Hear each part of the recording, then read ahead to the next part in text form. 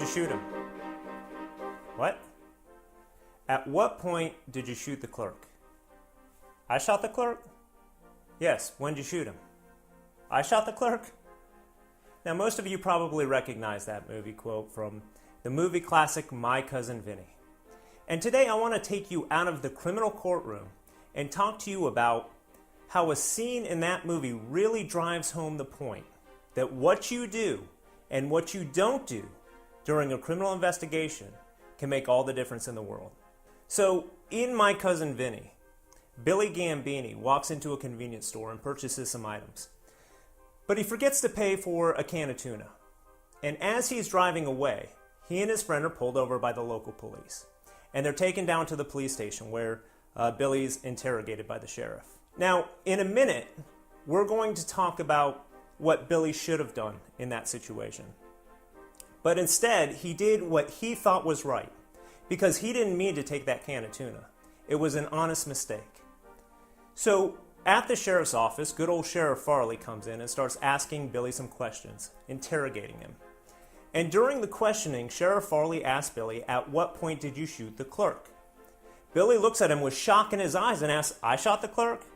And Sheriff Farley says, "Yes, when did you shoot him?" And Billy says, "I shot the clerk?"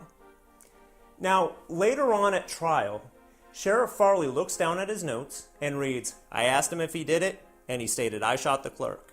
I asked him again, and he said, 'I shot the clerk.'" Context is everything.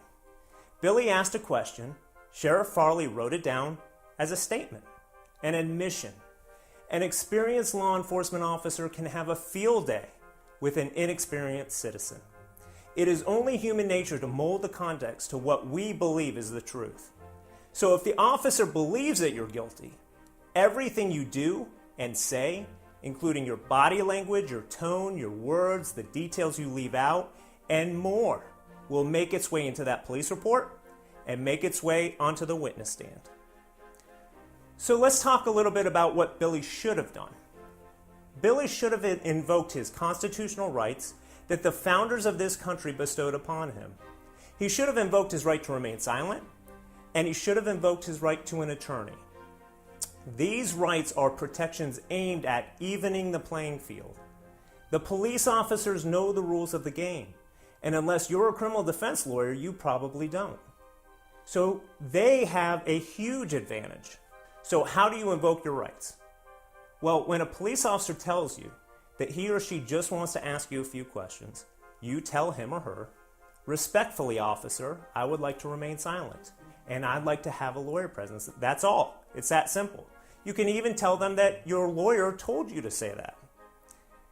But what if the officer has been putting a lot of pressure on you? What if they tell you that you won't be able to get your side of the story out, or it's going to go bad for you if you don't talk to them? Those are all lies. Police officers can and will lie to you. Legally, they can tell you that they have evidence that they don't.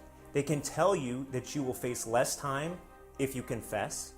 But they are lying as they expertly ratchet up the pressure to make you talk to them without a lawyer, which is their ultimate goal. They want admissions and confessions. So all you have to do is say those magic words that act as a pressure valve. "I would like to remain silent," and "I would like a lawyer." Once you say those words, the officers can no longer question you, and the pressure is relieved. If you don't say those words, they can ask again and again and again and put as much pressure on you as they like. They can't use your invoking of your right to remain silent or to an attorney against you.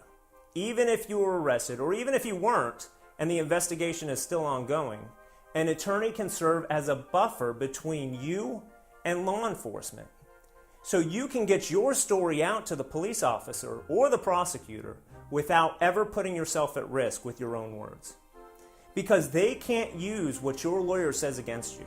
So the moral of this video and of Billy Gambini's fateful question, "I shot the clerk?" is that we all tend to think that we can talk ourselves out of trouble. It's just human nature. But in this case, the risk of further harming yourself is always greater than the potential reward. No police officer is going to let you go because you said you didn't do it.